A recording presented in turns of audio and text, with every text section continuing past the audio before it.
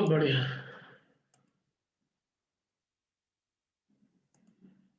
प्रवचन सार जी की 80वीं गाथा अपनी चल रही है।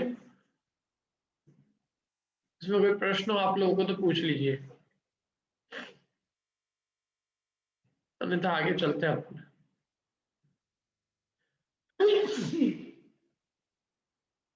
क्या देखो, इसका अपन ने कल ये टिप्पण भी नहीं पढ़ा था, टिप्पणी पढ़ लेते हैं।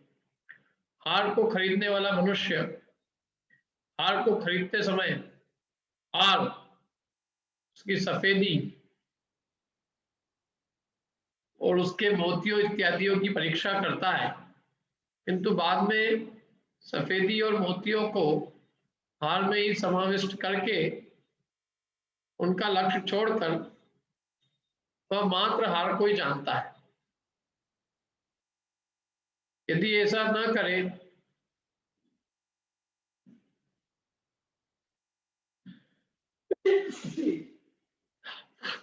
तो हार के पहनने पर भी उसकी सफेदी आदि के विकल्प बने रहने से हार को पहनने के सुख का वेदन नहीं कर सकेगा। क्या कह रहे हैं, जब हार हम खरीदते हैं तो हार खरीदते समय ये सब विकल्प करते हैं, उसकी सफेदी कैसी है, उसकी मोती कैसे है ना, उसकी कीमत कितनी है, ये सब विकल्प कब तक करते हैं हम, कब तक करते हैं, जब तक हार खरीदते हैं तब तक। फिर हार खरीद लिया, फिर ये नहीं देखते कि अब ये कितना कैसा है क्या है। यदि अब भी ये विकल्प करें तो फिर हार पहनने का आनंद ही भोग सकते हैं। बाद में तो फिर सफेदी मोती ये सब हम भूल के केवल एक हार को ही लक्ष्य करते हैं। मैंने अब यहाँ सफेदी क्या है बताओ, और मोती क्या है?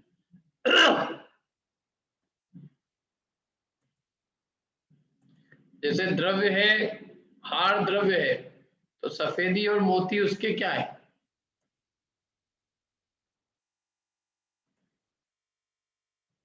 हाँ बोलो बिंदु जी। बोल रहा हेलो भैया, ये सफेदी तो गुण है उसके। हाँ, और मोती और जो मोती है वो पर्याय है। हाँ, मोती पर्याय स्थानीय है, क्योंकि मोती एक के बाद एक है ना, और सफेदी सब मोतियों में है। सफेदी जो है हार की पूर्ण रूप, मतलब सफेदी उसका गुण है, क्योंकि वह संपूर्ण हार में है, संपूर्ण हार के संपूर्ण भागों में और सब अवस्थाओं में है, तो सफेदी तो उसका गुण है। और मोती एक के बाद एक है, एक एक करके एक एक मोती है, एक एक अवस्था है उसकी, एक एक मतलब हार का एक एक अंश है वो। तो ऐसे ही जो मोती और हार मतलब गुण और पर्याय, तो गुण और पर्याय को काय में मोती और सफेदी, गुण और पर्याय, सफेदी होगी गुण और मोती हो गया पर्याय, और हार हो गया अपना द्रव्य। समझ में आया? गुण और पर्याय को द्रव्य में ही समाविष्ट करके, गुण और पर्याय के विकल्प भी छोड़कर, और जब ये मात्र द्रव्य को ही जानता है और द्रव्य को ही जानते हुए और गुण पर्याय के विकल्प भेदों को भी गौण कर देता है, तब वो हार के पहनने का सुख भोगता है। ऐसे ही जब जीव जो है ये सब गुण पर्याय के भेद रूप विकल्प भी गौण करके और मात्र द्रव्य शुद्ध द्रव्य का अनुभव करता है, तब वो अपने शुद्धात्मा को जानता है। ये कहाँ है? अब इस प्रकार त्रैकालिक आत्मा को भी एक काल में समझ लेने वाला जीव, अब आत्मा त्रैकालिक है और एक काल में समझना उसको, क्या आत्मा अनादि अनंत है, लेकिन अब वो अनादि अनंत अवस्था को हम एक समय में समझ सकते हैं कि मेरा आत्मा ऐसा है, अनादि से और अनंत काल तक रहने वाला है, ऐसा चैतन्य तत्व में हूँ।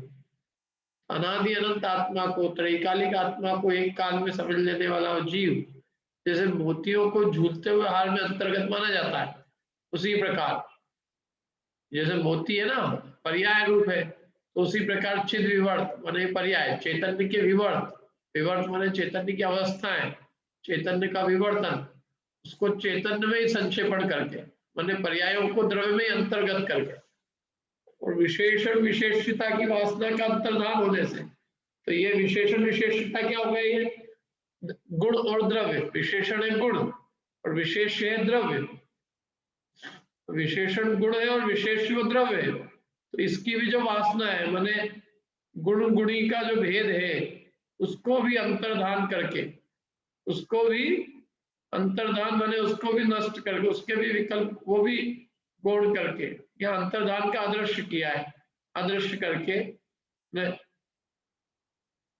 उसको भी अंतर्धान माने जैसे कोई वो गायब हो गया, तो ऐसे ही विशेषण विशेष की जो वासना है कि ये विशेषण है और ये विशेष है, ये द्रव्य है और ये इसके गुण है, तो ये वासना माने ये विकल्प को भी, ये विकल्प को भी नष्ट करके, इन विकल्पों को भी अंतर्धान माने इन विकल्पों को भी अदृश्य करके, जैसे सफेदी को हार में अंतरित किया जाता है कि नहीं, गुण को द्रव्य में, उसी प्रकार चैतन्य को चेतन में ही अंतरित करके, अब चैतन्य तो क्या हो गया ये गुण और चेतन क्या हो गया द्रव्य, तो चैतन्य गुण को चेतन द्रव्य में ही अंतरित करके, तो दोनों बात आ गई ना, चिद विवर्त हो गए पर्याय, पर्याय को तो चेतन रूपी द्रव्य में संक्षेपण करके, और चैतन्य हो गया गुण, उस चैतन्य गुण को चेतन में अंतरित करके, जैसे मात्र हार को जाना जाता है उसी प्रकार केवल आत्मा को जानता है, और जब केवल आत्मा को जानने पर उसके उत्तरोत्तर क्षण में क्या हो जाता है, कर्ता कर्म क्रिया ये सब विभाग क्षय को प्राप्त हो जाते हैं, यानी मैं जो षटकारक के विकल्प है, मैं करता हूँ, मैं चिद्भाव कर्म चिदेश करता चेतना क्रियातः, ये चिद्भाव कर्म है, चेतना चिद्भाव कर्म चिदेश करता है और चेतना उसकी क्रिया है, ये सब विकल्प भी गुण हो जाते हैं, चिद्भाव कर्म चिदेश करता चेतना क्रियातः, तीनों अभिन्न कर्ता कर्म क्रिया इनके विभाग नष्ट हो जाते हैं, तीनों अभिन्न अखिन्न शुद्ध उपयोग की निश्चल दशा, तीनों अभिन्न जहां भाषित होते हैं, क्या अखिन्न माने कोई खेद नहीं जहां, तीनों अभिन्न अखिन्न शुद्ध उपयोग की, शुद्धोपयोग की ऐसी निश्चल दशा जब प्रकट होती है, तो वो उसको कहते हैं वो कि वहां जो है इसको शुद्ध आत्मा की प्राप्ति हो गई, मोह का क्षय हो गया, जब ये कर्ता कर्म के विभाग नष्ट हो गए, निष्क्रिय, इसलिए क्या कैसा क्या होता है, निष्क्रिय चिन्मात्र भाव को प्राप्त होता है, निष्क्रिय माने जहाँ पर्याय के भी मतलब पर्याय पे भी दृष्टि नहीं है, एक जो त्रैकालिक द्रव्य है जो सदा एक रूप है, त्रैकालिक द्रव्य निष्क्रिय है, पर्याय क्रियावान है, तो जो निष्क्रिय त्रैकालिक ध्रुव स्वभाव है चिन्मात्र भाव, उसको प्राप्त होता है,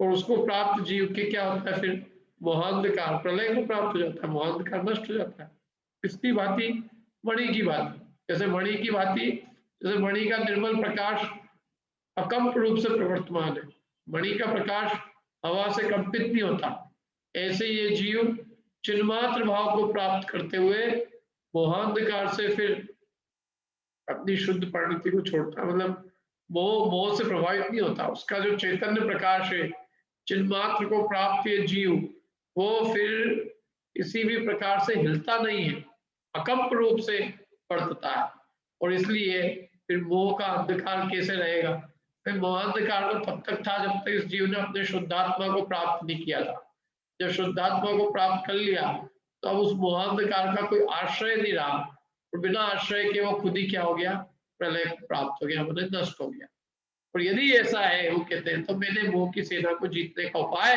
प्राप्त कर लिया, यदि ये उपाय है तो हमने तो ये उपाय प्राप्त कर लिया, अब आप आपकी जानो, हमको तो ये उपाय मिल गया है, मोह की सेना जीत ली गई है हमारे द्वारा। देखो भावार्थ पढ़ते हैं, भावार्थ में और मजा आएगा, और सरल है भावार्थ।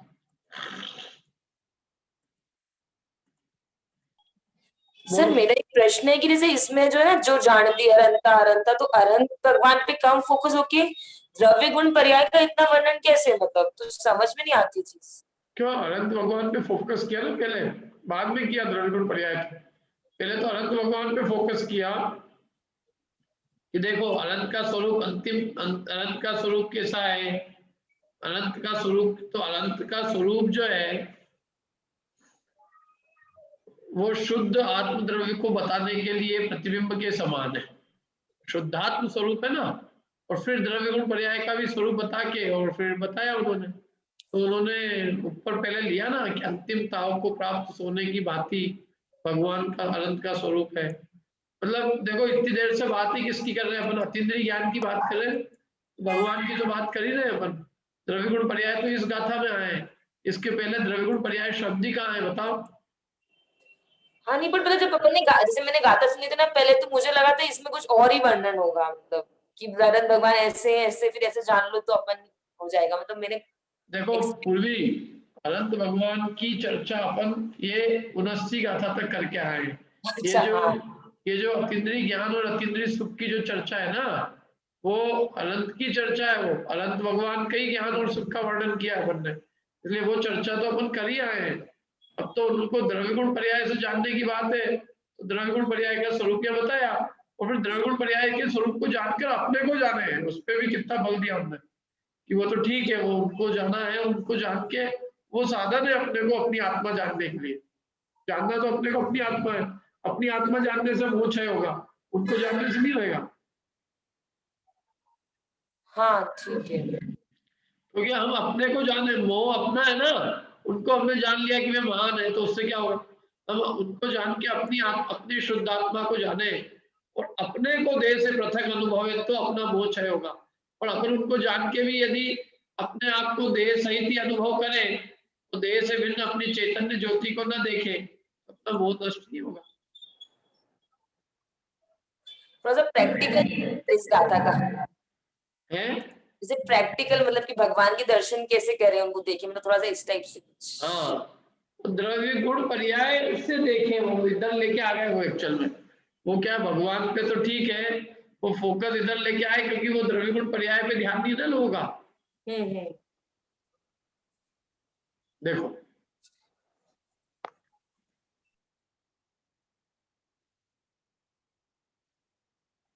बाहर पढ़ते हैं जरा,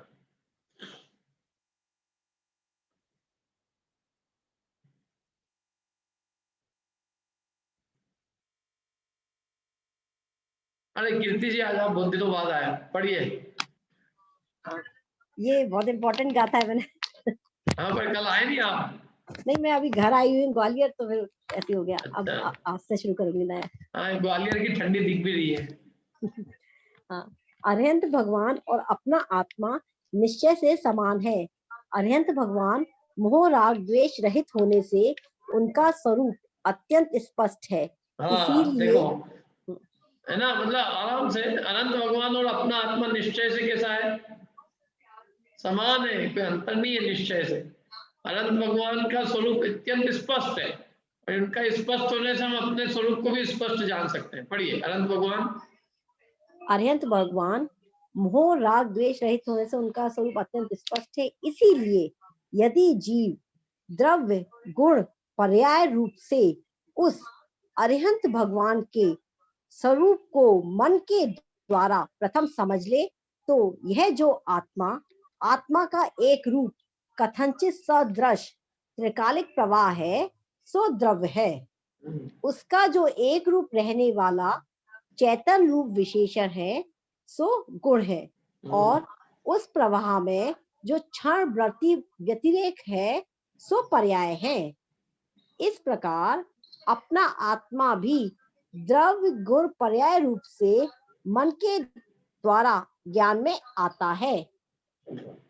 इस प्रकार त्रैकालिक निज आत्मा को मन के द्वारा ज्ञान में लेकर, जैसे मोतियों को और सफेदी को हार में ही अंतर्गत करके मात्र हारी जाना जाता है, उसी प्रकार आत्म पर्याय और चैतन्य गुण को आत्मा में ही अंतर्गर्भित करके केवल आत्मा को जानने पर परिणाम परिणति के भेद का विकल्प नष्ट हो जाता है। इसीलिए जीव निष्क्रिय चिन्मात्र भाव को प्राप्त होता है और उससे दर्शन मोह निराश्रय होता हुआ नष्ट हो जाता है। यदि ऐसा है तो मैंने मोह की सेना पर विजय प्राप्त करने का उपाय प्राप्त कर लिया है, ऐसा कहा है। बहुत बढ़िया, देखो क्या कहा, कितनी बढ़िया बातें कही, एक से एक, मतलब एक एक लाइन, ये भावार्थ तो एकदम हृदय में उतार लेने जैसा है बिल्कुल।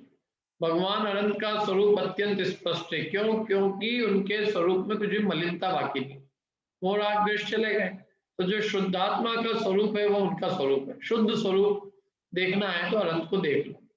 और अनंत भगवान को यदि जीव द्रव्य गुण पर्याय रूप से अनंत भगवान के स्वरूप को मन से समझ ले, पहले कैसे समझ ले, तो उन्होंने द्रव्य गुण पर्याय भी बता दिया कि द्रव्य गुण पर्याय किस मतलब द्रव्य गुण पर्याय का क्या स्वरूप है। क्योंकि यहाँ कहा ना द्रव्य गुण पर्याय से अनंत के स्वरूप को प्रथम समझ ले, तो द्रव्य गुण पर्याय क्या है पहले ये तो समझे, फिर उसके द्वारा अनंत के स्वरूप को भी समझ लेंगे।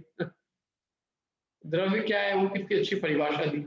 जो एक रूप प्रवाह है त्रैकालिक, कथनचित सदृश बने एक रूप, चेतन चेतन चेतन चेतन, अनादि अनंत सब पर्यायों में जो एक प्रवाह रूप है, एक रूप है, सब में जो एक पना दिखाई देता है वो द्रव्य है। जो अनादि अनंत पर्यायों में जो रहा हुआ है एक, तो एक स्वभाव तो सब पर्यायों में मिलेगा वो द्रव्य है। और उसका जो एक रूप रहने वाला चैतन्य रूप विशेषण, मतलब उसके जो विशेषण है जो कि सदा सब पर्यायों में पाए जाते हैं। और एक रूप है मतलब वो विशेषण कभी भी अपने स्वरूप को नहीं छोड़ते, सदा रहते हैं एक अपने निज स्वरूप से, और सदा एक रूप रहते हैं। एक रूप माने चेतन, क्या चेतन नहीं हो जाता है क्या? आत्मा जैसा अमूर्तिक गुण है तो अमूर्तिक का मूर्त नहीं हो जाएगा, ज्ञान का कुछ और नहीं हो जाएगा, दर्शन सुख वीर ऐसे अनंत गुण अपने अपने विशेषण को नहीं छोड़ते हैं। और उस प्रवाह में जो क्षणवर्ती व्यतिरेक है, एक एक क्षण के जो क्षणवर्ती व्यतिरेक माने एक एक क्षण क्षण में जो विवर्तन हो रहा है वो उसकी क्या है? पर्याय है। समझ में आया ना? उस प्रवाह में त्रैकालिक प्रवाह में जो क्षणवर्ती व्यतिरेक माने एक एक क्षण में जो अलग अलग व्यक्तता है उसकी हो रही है, अलग अलग विवर्तन जो उसके हो रहे हैं वो पर्याय है। तो ये द्रव्य गुण पर्याय का स्वरूप बताया। ये तो अपने को अच्छे से ख्याल भी है ऐसे कुछ स्वाध्याय लोगों को कि द्रव्य गुण पर्याय क्या है। अब अपना आत्मा भी द्रव्य गुण पर्याय रूप से मन के द्वारा ज्ञान में आता। जैसे अनंत भगवान को हम द्रव्य गुण पर्याय से जानते हैं और उसके बाद उससे अपना आत्मा भी अपने को अपने द्रव्य गुण पर्याय रूप से ज्ञान में आता। समझ में है ना? और इस प्रकार ये त्रैकालिक माने तीनों काल में वर्तने वाला जो निज आत्मा है उसको अपन अपने मन के द्वारा ज्ञान में जब समझते हैं और अपने गुण पर्यायों को अपने द्रव्य में अंतर्गर्भित करके जब केवल चैतन्य को जानते हैं, बस सब विकल्पों को गौण करके, सब गुण भेद पर्याय भेदों के भी विकल्पों को छोड़कर जब आत्मा को मात्र जानते हैं तो उस समय परिणामी परिणाम परिणति ये सब विकल्प भी नष्ट हो जाते हैं। परिणामी कौन है? द्रव्य। परिणाम क्या है उसका? परिणामी द्रव्य है, परिणाम पर्याय है, परिणति उसके गुण है। अब ये द्रव्य गुण पर्याय के विकल्प भी, इनके भेद रूप विकल्प भी क्या हो जाते हैं? नष्ट हो जाते हैं। पर्याय परिणति परिणाम परिणामी ये सब मतलब गुण गुणी, जहाँ गुण गुणी को भेद न रहे हो है ना। पूरी छड़ाला की अंतिम स्वरूपाचरण चरित्र का। अब सुनिए स्वरूपाचरण अब, जिस होत प्रगटे आपनी निधि पिटे पर की प्रवृत्ति, वो सब पूरा वर्णन है। चिद्भाव कर्म चिदेश करता चेतना क्रिया तहा, तीनों अभिन्न चिद्भाव कर्म है। चिद्भाव कर्म चिदेश करता, चैतन्य करता है, चेतना क्रिया तहा चेतना रूप क्रिया, और तीनों ही अभिन्न होके अखिन्न होके शुद्ध उपयोग की जाए निश्चल दशा प्रकट होती है। प्रगति जहां ज्ञान वृत्ति तीन धाय केलस, दर्शन ज्ञान चारित्र के, दर्शन ज्ञान चारित्र भी एक चैतन्य स्वरूप होकर परिणमता है।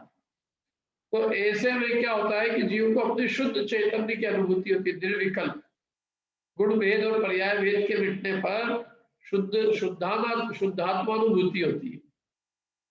जो समय साल में दिया ना, जैसे गुण भेद और पर्याय भेद का निषेध किया छठी और सातवीं गाथा में, और फिर उसके बाद में छठी और सातवीं गाथा में गुण भेद और पर्याय भेद का निषेध करके कि भाई ये विकल्प भी छोड़कर, और जब जीव अपनी शुद्धात्मानुभूति प्राप्त करता है तो उससे दर्शन मोह क्या हो जाता है? निराश्रित हो जाता है। बेचारे को कोई आश्रय नहीं बचता, मतलब वो नष्ट हो जाता है। तो वो कह रहे हैं यदि ऐसा है तो हमने तो मोह की सेना पर विजय प्राप्त करने का उपाय प्राप्त कर लिया, हमने तो प्राप्त कर लिया उपाय। आप आपकी जानो, हमको तो समझ में आ गया कि क्या करना है, इसकी विधि हमारे को समझ में आ गई। तो बहुत नहीं है ज्यादा टेढ़ी लंबी, बहुत सरल है। क्या कि पहले अपने द्रव्य गुण, पहले अनंत भगवान को द्रव्य गुण पर्याय से जानो, और फिर वैसे ही अपने निज आत्मा को भी द्रव्य गुण पर्याय से जानकर और गुण और पर्याय के विकल्प भेदों को भी गौण करके और एक अपने निज चैतन्य की अनुभूति करो, यही मोह की सेना पर विजय प्राप्त करने का उपाय। ठीक है, कोई प्रश्न हो तो पूछ लीजिए, नहीं तो अपन आगे चलते हैं। अब ये दर्शन मोह के नाश करने का उपाय तो प्राप्त कर लिया, अभी चारित्र मोह और बचा है। क्या? चारित्र मोह रूपी चोर और बचा है, तो उसको भी नष्ट करने का उपाय बताते हैं, उसको भी दूर करते हैं। देखो अगली गाथा की उत्थानी का यही है। अब इस प्रकार मैंने चिंतामणि रत्न प्राप्त कर लिया है, तथापि प्रमाद चोर अभी विद्यमान है, अभी प्रमाद विद्यमान है। यद्यपि हमने श्रद्धा हमारी निर्मल हो गई है, लेकिन अभी प्रमत्त भाव है। प्रमाद का मतलब क्या है? आलस आता होगा अभी भी। क्यों? जो मुद्राज निकले हैं उनको थोड़ी नींद आ जाती होगी अपने जैसे ठंडे में, वो भी सोचते हैं ठंड में प्रमाद आ रहा भैया, आज समय सार, आज रहने दो, आज प्रवचन सार रहने दो लिखना। अब कहाँ लिखे और क्या करें, अपन तो थक जाते हैं ना काम करते करते। अब आज क्लास की छुट्टी कर दो भैया, क्या अब आज बहुत ठंडी है, बहुत थकान है, आज वैसे ही पंडित जी आज तो हैप्पी न्यू ईयर है, आप भी सेलिब्रेट करो, हमको भी कर लें। तो मैंने क्या कर तो रहे, अपन सेलिब्रेट ही कर रहे हैं क्या? तो वो कह रहे हैं कि मैंने चिंतामणि रत्न प्राप्त कर लिया है, मैंने दर्शन मोह की सेना को विजय प्राप्त कर ली भी। दर्शन मोह की सेना पे विजय प्राप्त करना भी कोई सामान्य चीज नहीं है क्या? इसलिए उन्होंने कहा दर्शन मोह की सेना पे विजय प्राप्त कर लिए, मैंने चिंतामणि रत्न प्राप्त कर लिया। लेकिन अभी भी एक बात है कि ये प्रमाद है अभी विद्यमान, तो ये चिंतामणि रत्न कभी भी चुराया जा सकता है। जैसे रत्न प्राप्त तो कर लिया है, लेकिन चारों ओर चोर लगे हुए हैं। अपनी एक 12 भाव है ना, उसमें लिखा भी है क्या? सब कर्म चोर चौर, सर्वस्व लूटे सुदनाई, सतगुरु दे जगार, मोह नींद जब उपसमे, अब कछु बने उपाय, कर्म चोर आवत रुके। क्या? अभी जो है, अभी प्रमाद विद्यमान है, और प्रमाद का मतलब ये है कि अभी देखो प्रमाद 15 तरह का है। अभी कषाय भाव है, अभी विकथा रूप भाव है, पंचेंद्रियों के विषय भी है, निद्रा है, स्नेह है, मैंने अपने स्वरूप में पूरी तरह से स्थिरता नहीं है। अभी अभी थोड़ी कमी विद्यमान है, और अभी थोड़ी सी कमी हमारे इस चैतन्य चिंतामणि रत्न को चुरा सकती है। मैंने जो हमने अपनी श्रद्धा को निर्मल किया है, तो अब यदि चारित्र मोह रूपी चोर है अभी, तो वो हो सकता है हमारे श्रद्धा रूपी रत्न को भी धीरे से चुरा ले। इसलिए ये विचार करके, और अब वे कहते हैं कि मैं जागृत रहता हूँ, यद्यपि मैंने चिंतामणि रत्न प्राप्त कर लिया है, तो भी प्रमाद चोर विद्यमान है, ऐसा विचार करके अब मैं तो जागृत रहता हूँ।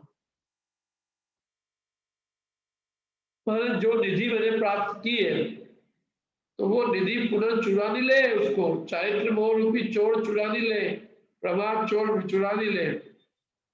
ऐसा विचार करके मैं बहुत सावधान रहता हूँ। भले मेरे हाथ में लग गया है वो रत्न, लेकिन यहाँ चारों ओर सब चोर लगे हुए हैं, जो क्षण भर में मुझे क्या कर सकते हैं, मेरे रत्न को चुरा सकते हैं।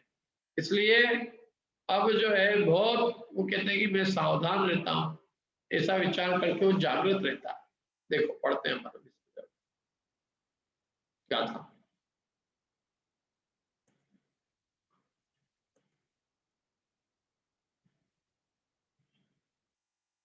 पढ़ ले तो जीवो अवगत मोह, उलग्दो तच्च मपड़ो संभम, जदि जदि राग दो से सो अपाणम नादि शुद्धम जदि जदि राग दोषे सो अपाणम नादि शुद्धम।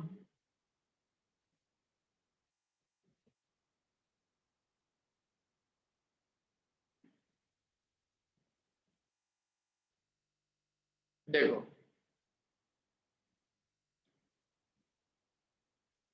अरे कैसे याद चाहिए देखो।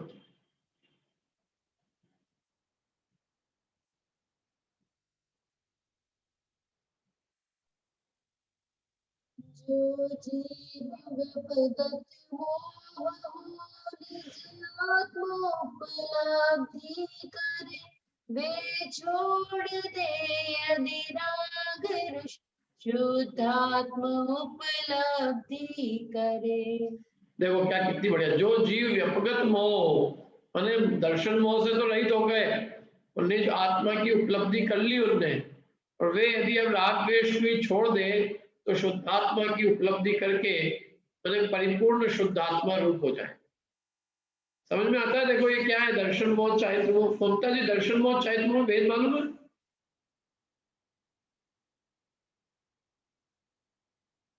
किसको मालूम है?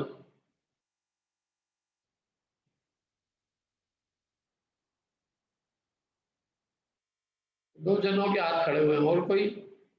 बाकी किसी को नहीं मालूम है? दर्शन मोह क्या है, चारित्र मोह क्या है?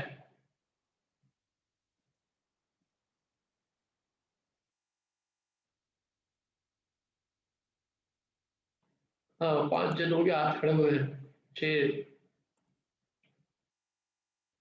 सीधा सा प्रश्न है मेरा, दर्शन मोह और चारित्र मोह क्या है? मतलब बोलो।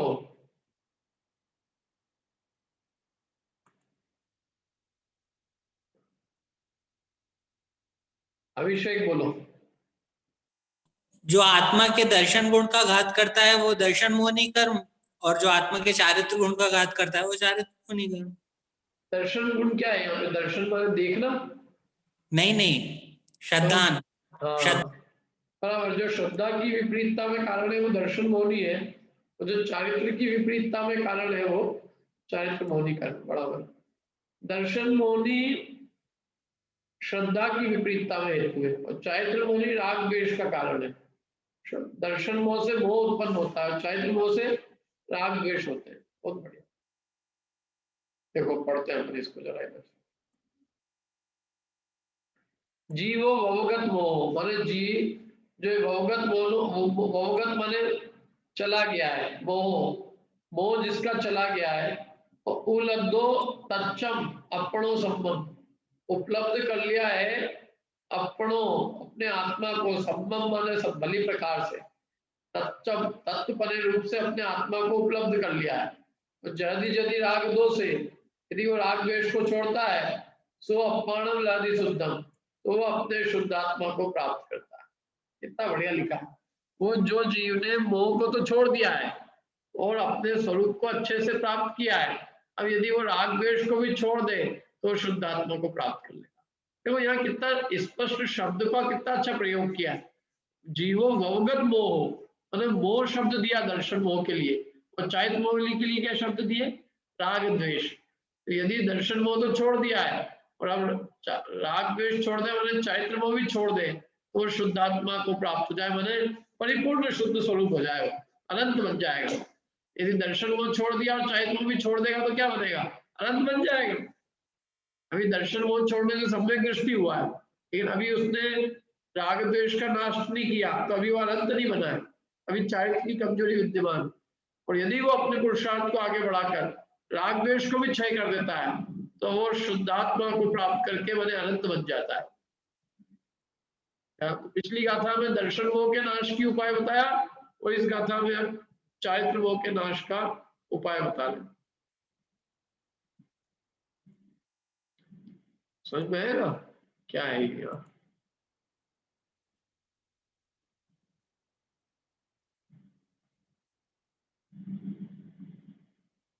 खुशबू जी पढ़िए आप अन्वयार्थ।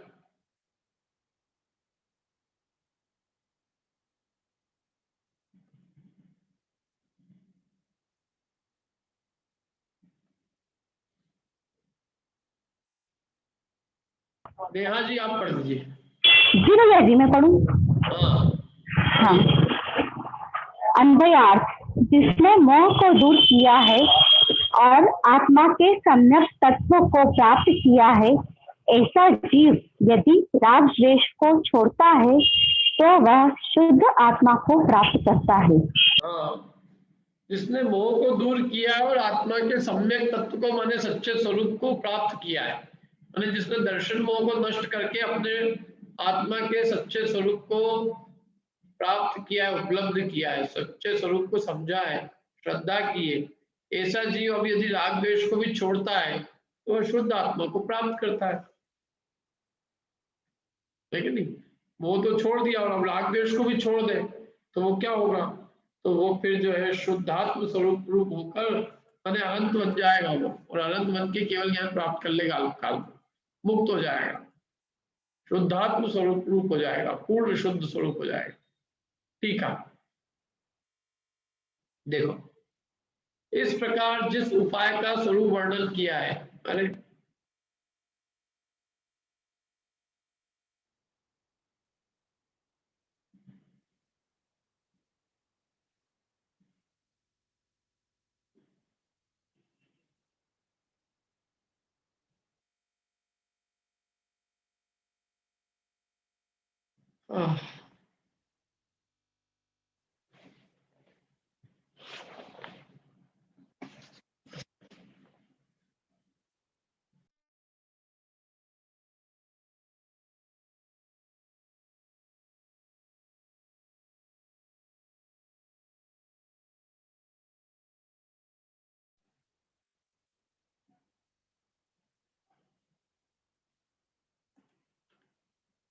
मैं दिख रहा हूँ आपको? नहीं दिख रहा हूँ, मेरे यहाँ की लाइट चली गई है, मैं क्या करूँ? एक मिनट, इसका उपाय क्या है? शुद्धात्मा को तो प्राप्त करने का उपाय समझ रहे हैं, पर ये लाइट का उपाय नहीं मालूम मेरे को, क्या कर सकते हैं? या तो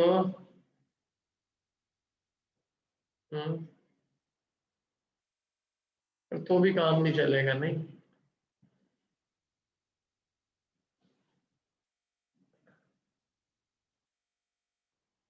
छोड़ो, अभी इससे नहीं होगा मजा। आप तो सुनो, अब और क्या कर सकते हैं? लाइट चली गई अब, ये तो हिंदुस्तान देश है, क्या अंधेरे में सुनो यहाँ पे, और क्या, यहाँ की जूम भी ऐसे चलती है। इस प्रकार देखो, सुनो, कम से कम नेट चल रहा है फिर भी। इस प्रकार फोन है तो चल रहा है। इस प्रकार जिस उपाय का स्वरूप वर्णन किया है, क्या कह रहे हैं? जिस उपाय का मतलब किस उपाय का स्वरूप वर्णन किया, बताओ तो? अरे जिस मोह के मतलब दर्शन मोह के नाश का उपाय, उसका जो वर्णन किया पिछली गाथा में, उस उपाय के द्वारा, समझ में ना, दर्शन मोह के नाश के उपाय का स्वरूप पिछली गाथा में वर्णन करके आ चुके। अब उस उपाय के द्वारा मोह को दूर करके भी, उस उपाय के द्वारा हमने किसको दूर कर लिया? दर्शन मोह को दूर भी कर लिया। दर्शन मोह को दूर करके भी उस सम्यक आत्म तत्व को माने यथार्थ स्वरूप को प्राप्त करके भी यदि जीव राग द्वेष को निर्मूल करता है तो शुद्धात्मा का अनुभव करता है। उन्हें परिपूर्ण शुद्धता की प्राप्ति तो फिर भी तब होगी जब वो राग द्वेष को निर्मूल कर देगा, जड़ मूल से खत्म करेगा, तो वो शुद्धात्मा की अनुभूति करेगा। किंतु यदि अब सुनो, किंतु करके, किंतु यदि पुनः पुनः उनका अनुसरण करता है, अर्थात राग द्वेष रूप परिणमन करता है, पुनः पुनः चारित्र मोह का अनुसरण करके मतलब पुनः पुनः राग द्वेष रूप परिणमन करता है, तो प्रमाद के अधीन होने से शुद्धात्म तत्व के अनुभव रूप चिंतामणि रत्न के चुराए जाने से अंतरंग में खेद को प्राप्त होता है। क्या गजब बातें लिखी है, देखो आप। यदि पुनः पुनः उसका अनुसरण करेगा, किसका? उस चारित्र मोह का, राग द्वेष रूप परिणमन करेगा पुनः पुनः बारंबार, तो क्या होगा? तो प्रमाद के अधीन होकर शुद्धात्म तत्व का जो अनुभव रूप चिंतामणि रत्न अनुभूत हुआ था, प्राप्त हुआ था, वो चुरा लिया जाएगा क्या?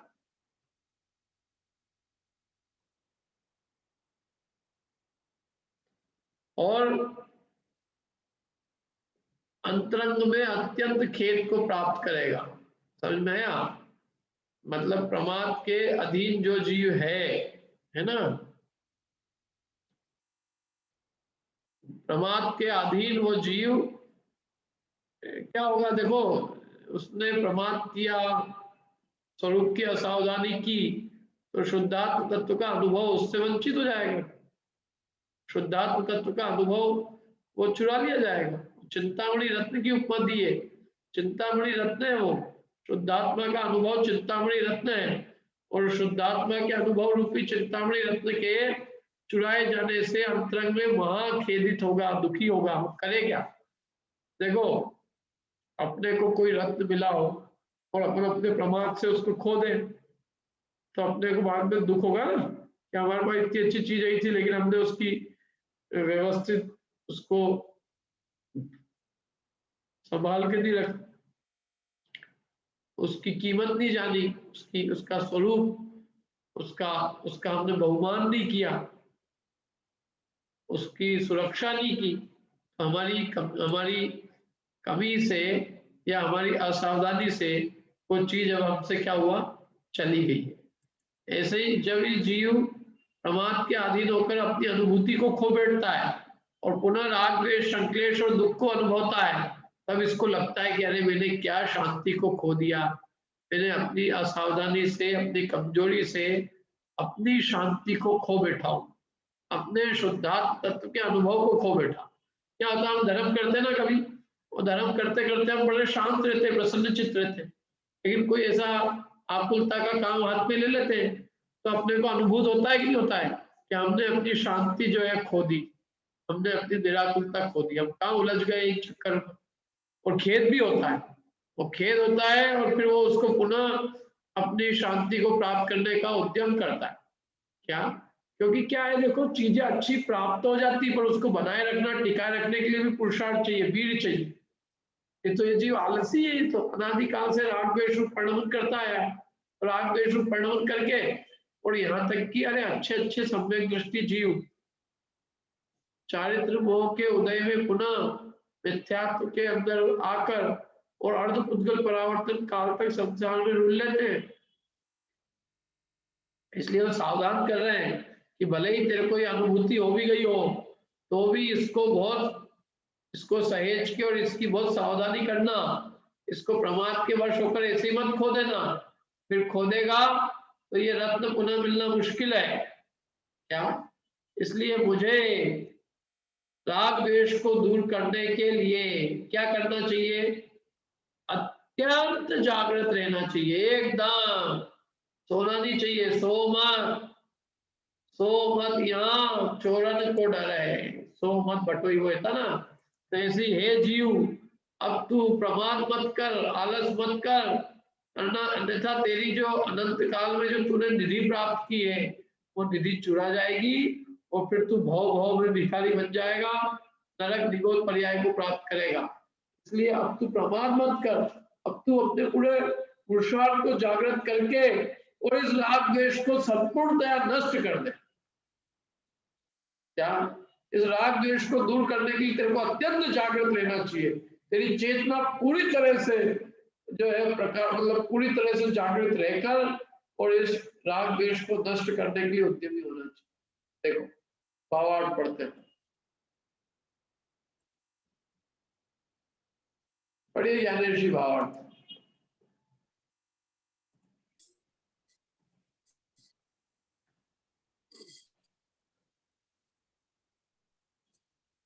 पश्चिमी गाथा में बताए गए उपाय से दर्शन मोह को दूर करके अर्थात सम्यक दर्शन प्राप्त करके जो जीव शुद्धात्मानुभूति स्वरूप के प्रतिबंधक राग द्वेष को छोड़ता है पुनः पुनः राग द्वेष भाव में परिणमित नहीं होता, वही अभेद रत्नत्रय परिणत जीव, कोई अभेद रत्नत्रय परिणत जीव शुद्ध बुद्ध एक स्वभाव आत्मा को प्राप्त करता है, मुक्त होता है। इसलिए जीव को सम्यक दर्शन प्राप्त करके भी, सलाख चारित्र प्राप्त करके भी राग द्वेष के निवारणार्थ अत्यंत सावधान रहना चाहिए। हाँ, क्या गजब गजब बातें हैं। वास्तव में ये ग्रंथ जो जितने रत्न मिल गए अपने को उतना कम है वास्तव में। मतलब जितना मिला है ना, अद्भुत है, अद्भुत है। और ये अपने को बहुत सहेज के रखना चाहिए ये सब चीजें। क्या कहा देखो, 80 गाथा में बताए गए उपाय से दर्शन मोह को दूर करके अर्थात सम्यक दर्शन प्राप्त करके, अब जो जीव शुद्धात्मानुभूति स्वरूप वीतराग चारित्र, मैंने ये 11वें 12वें गुणस्थान में जो प्रकट होता है ना, शुद्धात्मानुभूति रूप वीतराग चारित्र। वीतराग चारित्र का होगा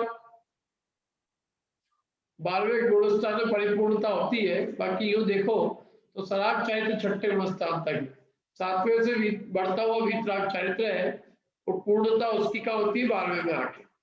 तो जो पूर्ण वीतराग चारित्र है शुद्धात्मानुभूति स्वरूप, उसके प्रतिबंधक कौन है? राग द्वेष। तो जो जीव सम्यक दर्शन प्राप्त करके अपने राग द्वेष को भी छोड़ता है, अर्थात पुनः पुनः राग द्वेष भाव में परिणमित नहीं होता। देखो मैंने मुनिराज को उपदेश दे रहे हैं एक तरह से, क्यों? क्योंकि उन्होंने ये वीतराग चरित्र के प्रतिबंधक राग द्वेष को छोड़ने के लिए बात उन्हीं की है ना। अपने तो क्या है, अभी गृहस्थ अवस्था वाले को क्या किया, उसको वीतराग चरित्र की क्या प्राप्ति होगी? वो तो अभी सराग चरित्र में ही आ जाए, बहुत बड़ी उपलब्धि है।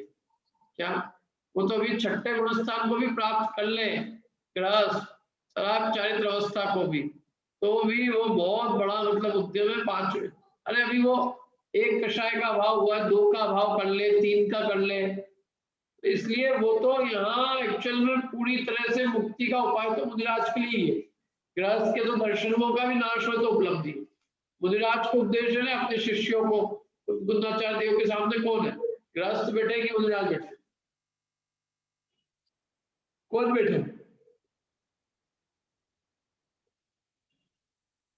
मुनिराज बैठे हैं, बराबर है। तो मुनिराज के लिए वो कह रहे हैं कि अब तुम शुद्धात्मानुभूति स्वरूप जो वीतराग चरित्र है उसकी प्राप्ति करो, माने अब तुम केवल ज्ञान प्राप्त करो। और अब उस केवल ज्ञान की प्राप्ति के जो प्रतिबंधक है राग द्वेष, राग द्वेष को छोड़ो, राग द्वेष को परिणमित मत हो। तो क्या प्राप्त करोगे? अभेद रत्नत्रय। अभेद रत्नत्रय देखो इस 6ठे गुणस्थान में इसलिए भेद रत्नत्रय कहा है 6ठे तक, और उसके ऊपर क्या है? अभेद रत्नत्रय। तो उस अभेद रत्नत्रय रूप परिणत जीव शुद्ध बुद्ध एक स्वभाव आत्मा को प्राप्त करता हुआ मुक्त हो जाता है। माने वो केवल ज्ञान प्राप्त करके मुक्त हो जाता है। वीतराग चरित्र को प्राप्त करके केवल ज्ञान प्राप्त करता है। शुद्ध बुद्ध एक स्वभाव माने केवल ज्ञान, तो शुद्ध माने राग द्वेष का अभाव, और बुद्ध माने केवल ज्ञान, और एक माने एक रूप परिणति। तो वीतराग केवल ज्ञान स्वभाव रूप आत्मा को प्राप्त करके मुक्त होता है। इसलिए इस जीव को सम्यक दर्शन प्राप्त करके भी, और सम्यक दर्शन प्राप्त करने के बाद इतना ही नहीं, सराग चरित्र भी कर लिया, मुनि भी बन गए, तो मुनि बन के भी फिर भी राग द्वेष के निवारणार्थ अत्यंत सावधान रहना चाहिए। अरे मुनि बन के भी तुम अभी ऐसा मत कि संतुष्ट होके बैठ गए, वहां भी तुम राग द्वेष को नष्ट करने के लिए अत्यंत सावधान रहना। वहां भी कहीं ऐसा नहीं हो कि राग द्वेष प्रविष्ट हो जाए।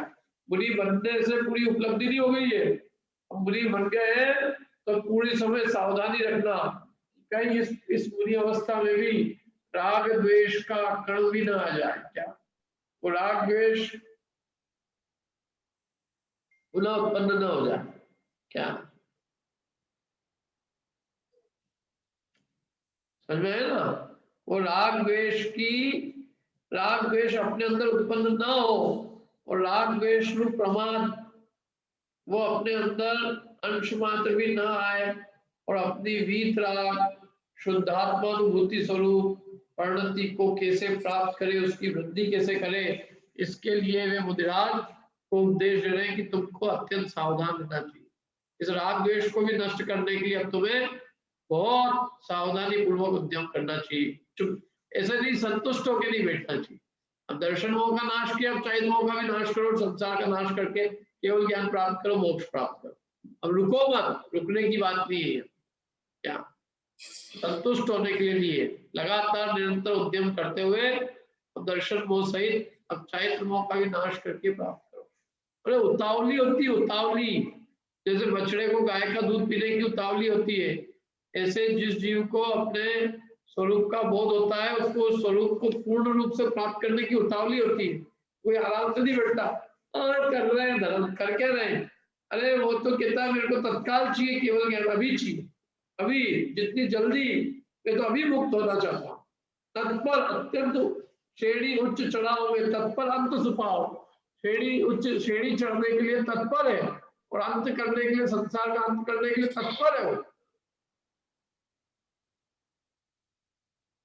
और देखो दर्शन मोह भी उसी का गया है जिसको चारित्र मोह भी क्षय करने की तत्परता है।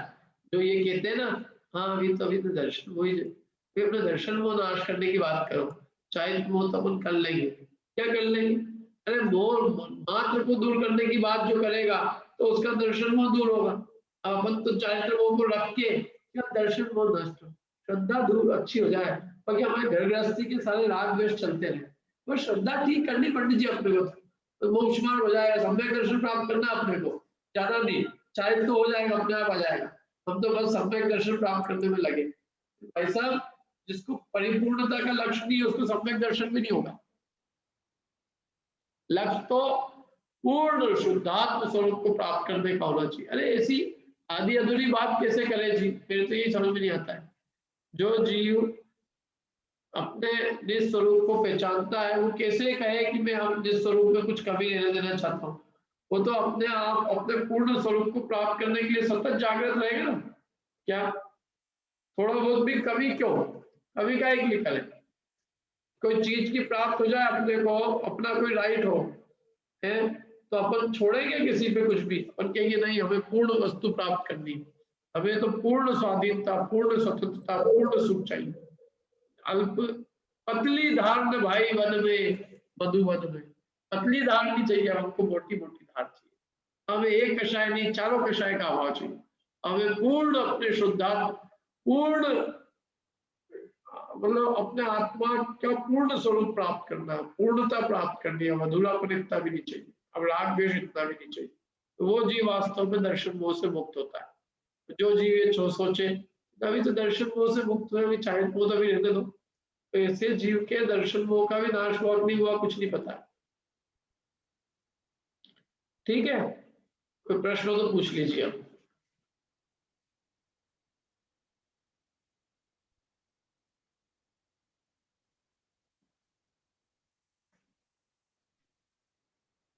हाँ बोलो पूर्वी। सर 80 नंबर की गाथा बिल्कुल भी समझ में नहीं आई मुझे, तो मतलब क्यों उसको घर पे फिर मेरे से सुन और कर लेंगे डिस्कस, ऐसा है तो एक बार 10 पूर्वी हम 10 बार पढ़ते तो भी हमको नई बात निकलती, तुम तो पहली बार ही पढ़ रही हो। मतलब ऐसा लग रहा है ना कि बाकी सब तो एक बार में ही समझ में आ गया अभी तक आप, और जैसे ये वाली 81 वाली भी अच्छे से समझ में आ गई एक बार में। कर लेंगे उसको अलग से कर लेंगे। और हाँ ठीक। और कोई प्रश्न किसी का?